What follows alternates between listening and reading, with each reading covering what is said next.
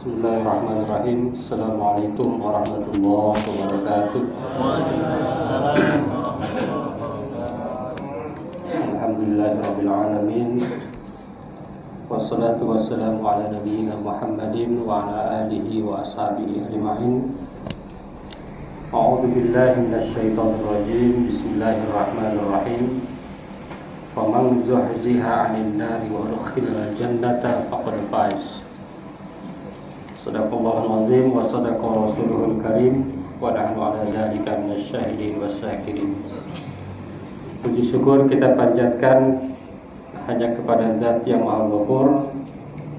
Salawat dan salam semoga tercurah kepada baginda tercinta Nabi besar Muhammad sallallahu alaihi wasallam. Para bapak, para ibu, jamaah yang berbahagia, alhamdulillah malam ini kita taraweh yang ke berapa ini? 22 ya. Nah, nggak terasa ya. Sebentar lagi kita akan mudik, ya, akan pulang kampung. Dan alhamdulillah mungkin tahun ini termasuk yang COVID-nya 0 sekarang ya. Nah, tahun lalu masih ya. Alhamdulillah tahun ini kita udah bebas gitu ya.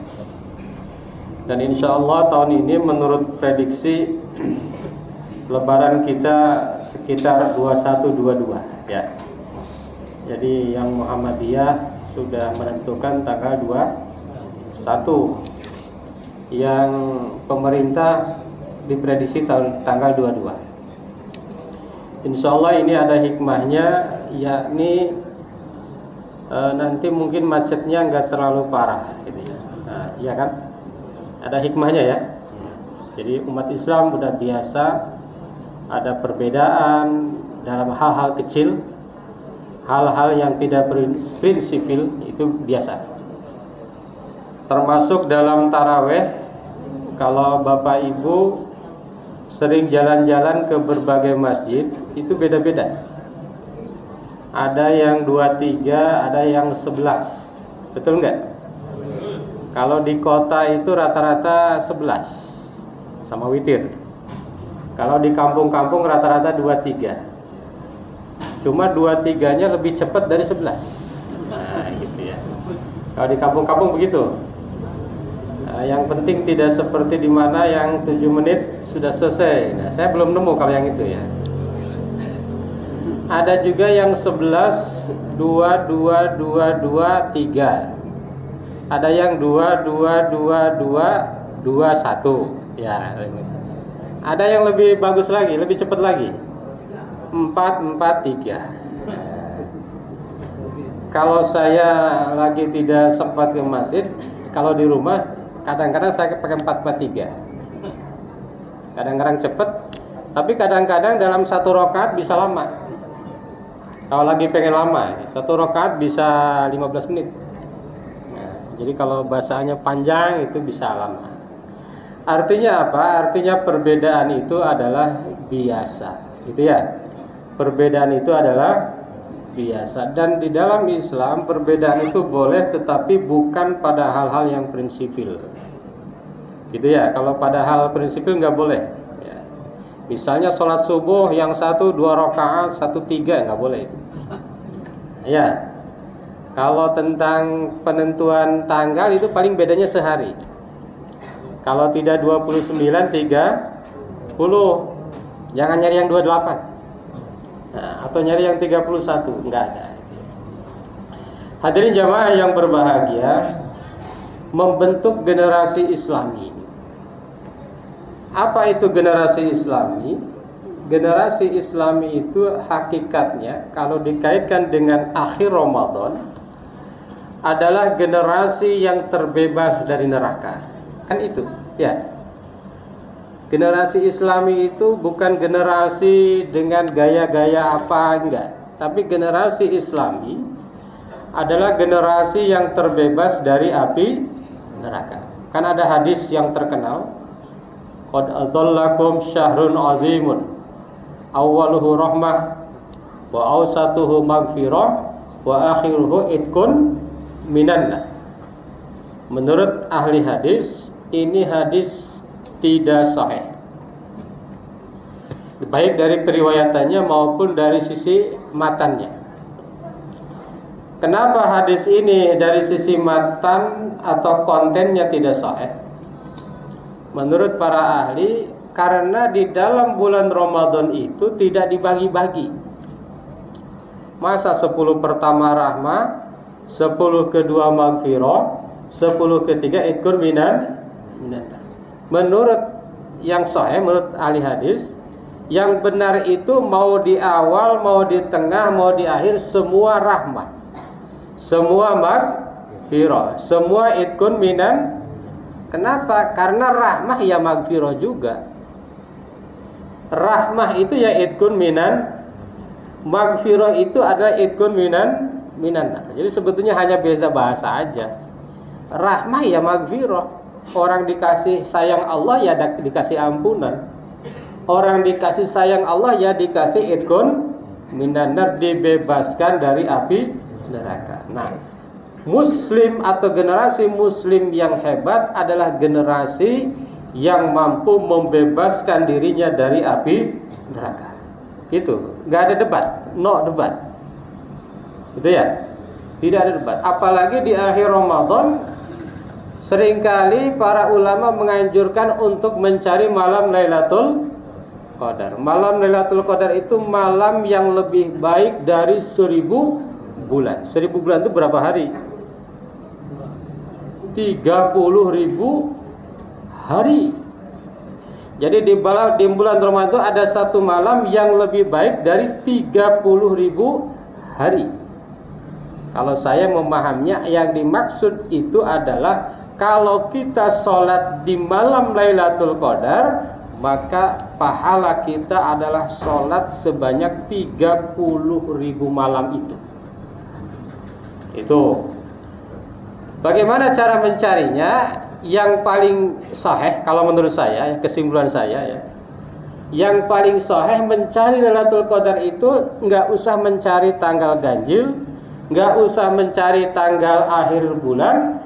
Kita cari di setiap hari Ramadan. Itu yang benar. Kenapa? Karena kita sering memperingati nuzul Quran tanggal berapa? 17. Lah, tanggal 17. Sementara Al-Quran turun pada malam Lailatul Qadar. Berarti bukan akhir bulan dong. Kalau begitu, Lailatul Qadar itu kapan? Ya bisa tanggal 1, bisa 2, bisa 3 sampai dengan tanggal 3. Cuma karena sekarang tersisa hanya 8, mudah-mudahan belum ketemu nih Lailatul Qadar, masih ada di sisa terakhir di bulan Ramadan. Kan banyak tuh. Kalau dalam Ramadan dimulai hari ini, maka Lailatul Qadar hari ini ya, kan belum tentu. Yang paling pasti itu adalah pasti di satu malam Ramadan ada malam Lailatul Qadar. Maka di bulan Ramadan jangan berhenti tarawih. Saya bilang tadi, kalau nggak sempat di masjid, di rumah. Misalnya lagi sibuk pulang jam 11 malam, pakai yang tadi. Strategi Ancelotti, apa itu? 4-4-3. Nggak apa-apa. Kalau lagi senggang pas di rumah, Pak Ustadz, itu satu rakaat bisa panjang tuh. Bisa Al-Baqarah. Nah, ayat 1 sampai ya terserah ya. Al-Baqarah kan surah paling panjang gitu ya. Gitu. Pertanyaannya adalah bagaimana caranya agar kita itu idkun minan nar. Idkun minan nar itu adalah terbebas dari api neraka. Para ulama menyebutkan ada 10. Ada berapa? Ada 10 sebab, 10 cara agar kita terbebas dari api neraka. Jangan khawatir, tidak akan dibahas semua. Kan di sini waktunya berapa menit Pak Ustaz? Ya kalau enggak 7 menit 17, kalau enggak 27 kan yang penting tum ya, 7 menit ya. 20 plus 7 menit 27, 10 plus 7 menit 17 gitu ya. Oke, kita bahas sedikit aja. Apa saja itu? Yang pertama al-ikhlas lillahi ta'ala fil iman wal amal min salatin wa siyamin wa sa'iril a'mal. Yang pertama adalah ikhlas karena Allah dalam iman dan amal seperti sholat, puasa dan amal-amal lainnya. Yang pertama ikhlas. Kalau kita mau terbebas dari api neraka, amal apapun, ibadah apapun harus ada syarat ikhlas. Ada 3. Yang pertama, bebas dari riya. Tahu riya? Riya itu ingin dilihat. Ingin dilihat nih, riya. Ru'yah dari kata ru'yah kan, ro'a, riya, ru'yah sama tuh. Ingin dilihat, ingin di statusin di grup. Nah, itu riya ya. Kalau enggak di statusin sama DKM, wah kenapa kan statusin gitu misalnya gitu. Ingin di statusin, ingin dilihat, ingin ditampilin. Nah, itu namanya riya. Jadi kalau amal kita terbebas dari itu, ini salah satu syarat ikhlas. Yang kedua, terbebas dari sum'ah. Apa itu sum'ah? Dari kata sami'ah. Apa itu sami'ah? Ingin didengar. Enggak, ingin diumumin. Nah, ingin disebut-sebut. Nah, sum'ah namanya itu.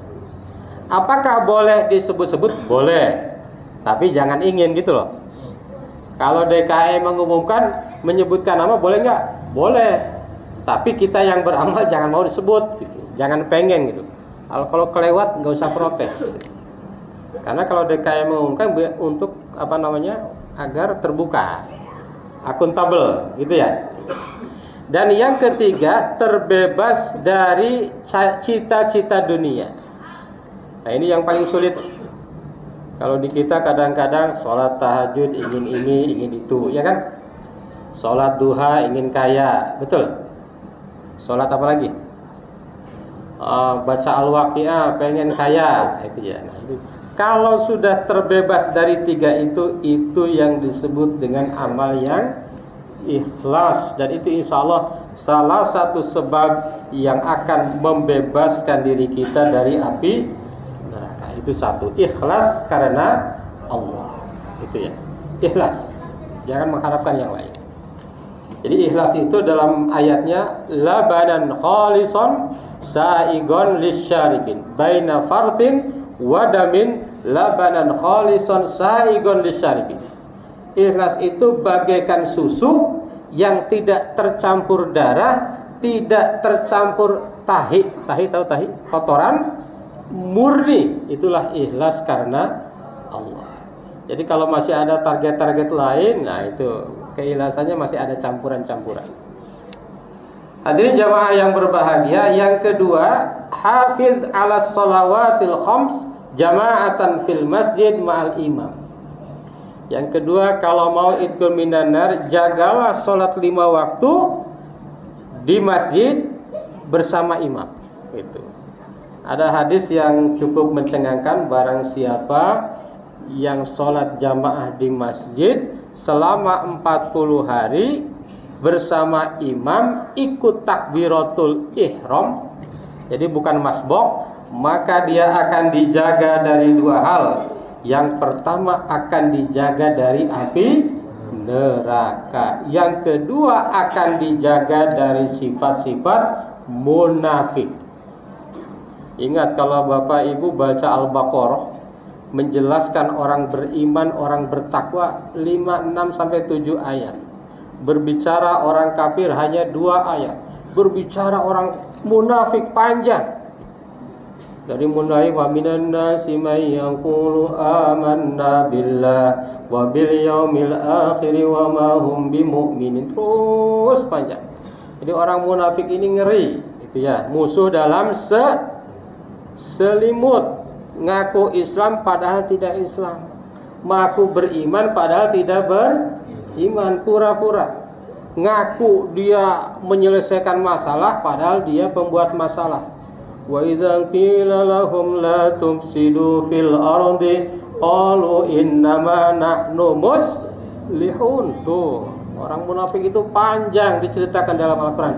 Orang yang 40 hari 40 malam sholat 5 waktu di masjid, tidak pernah tertinggal takbiratul ihram, dia insya Allah terbebas dari neraka, terbebas dari kemunafikan. Hadirin jamaah apa ini? Salat tarawih yang berbahagia. Saya kira waktunya sudah cukup ya, segitu aja, 2 aja. Yang pertama adalah ikhlas kepada Allah Subhanahu wa ta'ala. Yang kedua adalah menjaga sholat 5 waktu berjamaah ditambah takbiratul ihramnya bareng. Jangan pas rakaat keempat baru nyampe gitu ya. Kalau subuh nggak kebagian, cuma 2 rakaat gitu ya. Baik Bapak Ibu semua, mudah-mudahan ada manfaatnya dan mudah-mudahan Ramadan ini, di akhir Ramadan ini betul-betul menjadikan kita pribadi, keluarga, masyarakat yang betul-betul terbebas dari api neraka. Amin ya Allah ya Rabbal Alamin. Terima kasih. Wassalamualaikum warahmatullahi wabarakatuh.